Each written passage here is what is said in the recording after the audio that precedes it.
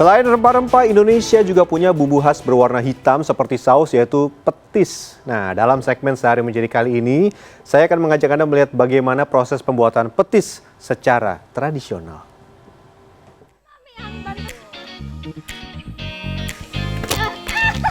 Angin-angin surga di tengah-tengah panasnya api yang membara, rasanya petis fresh from the Kuali.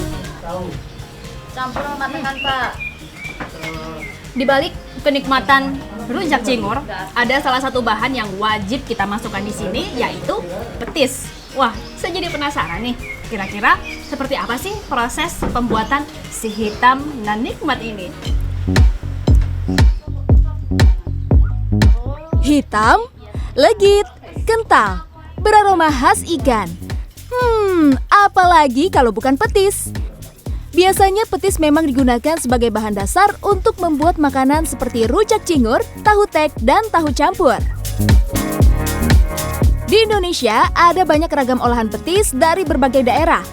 Salah satunya petis Sidoarjo.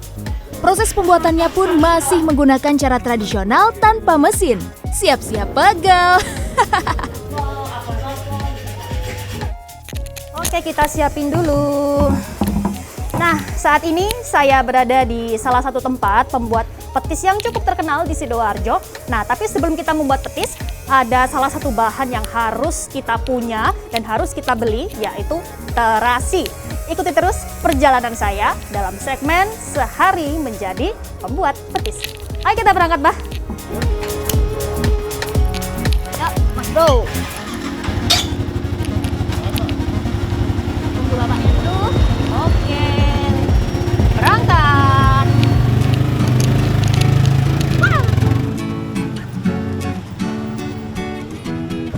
Masuk gang, dimatiin dulu motornya ya.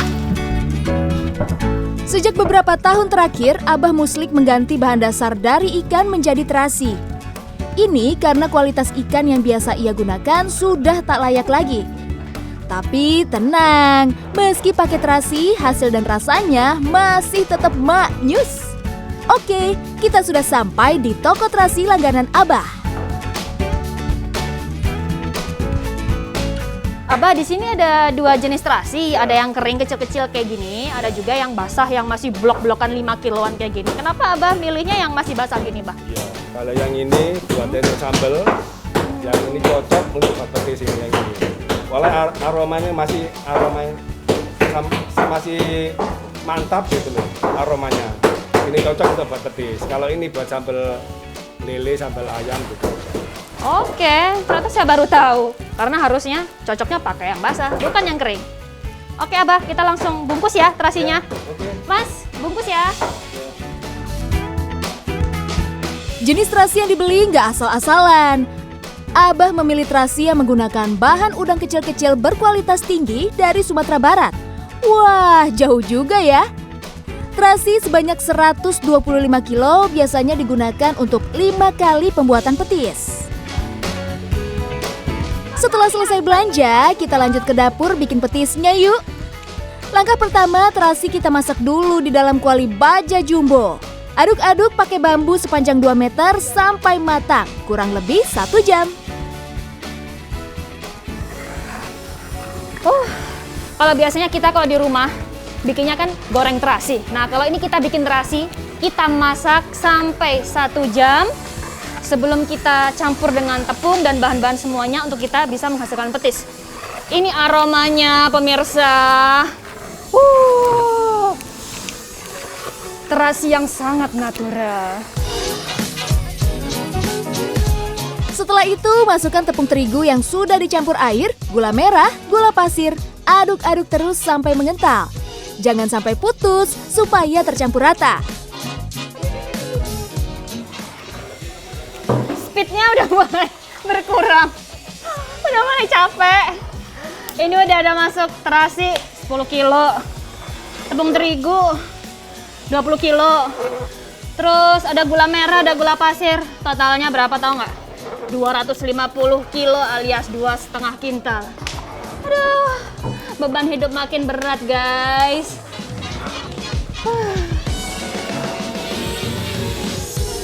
Yang penting tetap perhatikan api agar campuran matang sempurna. Aduh, banyak pakunya lagi. Hati-hati ya.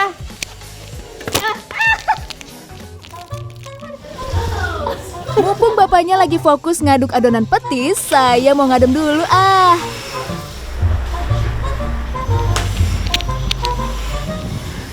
Saya kabur bentar dari bapaknya. Panas banget. Jadi saya ingin merasakan angin-angin surga di tengah-tengah panasnya api yang membara untuk membuat petis.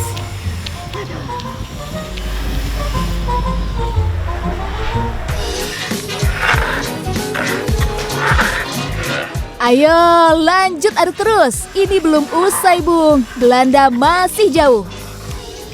Setelah semua bahan tercampur dengan rata, kita pindahkan sebagian adonan petisnya ke kuali tanpa api.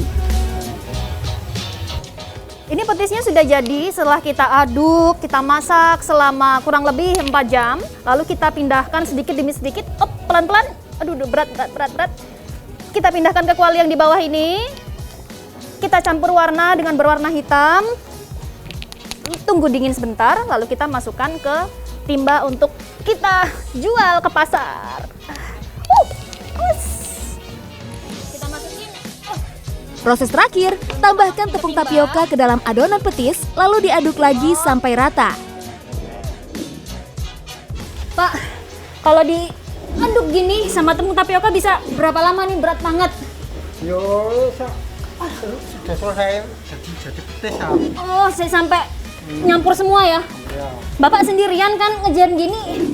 Sanggup Pak tiap hari kayak gini? Nah, ini dilakoni aja lah Mbak. Gini. Iya. Harus dijalani guys, biar selesai. Kalau cuma dilihatin ya nggak jadi petisnya. Ayo semangat. Nggak kuat. Nah, sudah jadi. Setelah adonan petis tercampur rata dengan tepung tapioka, kini saatnya memasukkan petis ke dalam timba untuk dijual. Ini nih penampakan petisnya yang barusan matang, fresh from the oven, fresh from the kuali. Kita masukin ke timba. Dan ini nggak perlu ditimbang lagi ya Pak, karena ini sudah ukurannya 31 kilo ya. Masukin petisnya harus cepat ya, mumpung masih anget-anget. Kalau kelamaan, petisnya akan dingin, malah makin berat dan susah untuk dicetak. Penasaran rasanya petis fresh from the kuali? Kayak apa ya?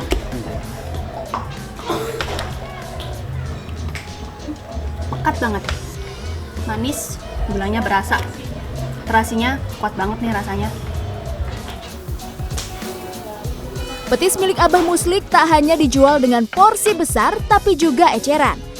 Tetangga sekitar biasanya langsung datang ke rumah untuk beli sesuai kebutuhan. Wah, mau beli berapa Pak? 2 kilo. 2 kilo petis merah apa petis hitam?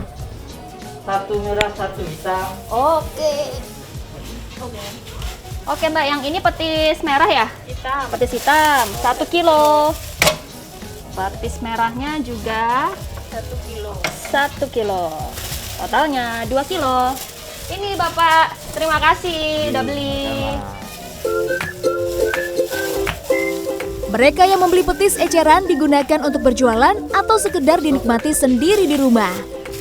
Kalau di sini ini memang kita cocok petisnya dulu. Terus kalau berapa lama sudah hampir 10 tahun lebih. Jadi udah langganan di sini semenjak rumahnya di gunung yang sebelah RT 2 terus pindah ke sini. Usaha petis Abah Muslik di desa Tambak Oso ini merupakan generasi ketiga dan dibantu oleh sang istri. Meski banyak tetangga yang membuat petis di sini, namun hanya Abah Muslik yang bisa menerima pembeli eceran. Kalau di sini tuh yang usaha petis banyak Mbak. Cuma biasanya itu kalau jadi langsung dibawa semua. Kalau saya enggak, saya ya eceran, ya juga timban. Ya kalau beli 5.000 gitu kan harus dilayani. Soalnya yang beli kan daerah orang sini-sini aja Mbak. Paling pengen buat sambel, pengen buat rujak sendiri kan kasihan, namanya juga tetangga dekat. Sekarang saatnya kirim-kirim petis ke pelanggan di pasar. Tapi kalau penjual di pasar nggak bisa ecer ya, harus beli minimal 1 timba. Nah, kita sekarang saatnya mau kirim-kirim petis yang udah dipesan sama orang-orang di pasar. Ayo, ikutin sampai ke pasar. Let's go, Mas! Pelan-pelan! Pemilik toko di pasar rata-rata sudah menjadi pelanggan petis Abah Muslik selama puluhan tahun sejak dirintis oleh orang tuanya.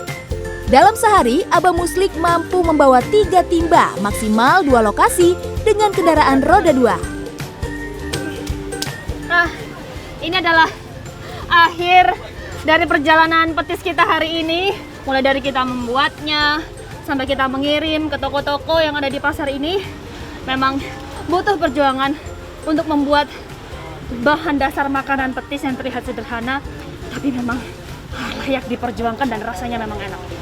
Odi Cornelia, Niki Peresia, Surabaya, Jawa Timur.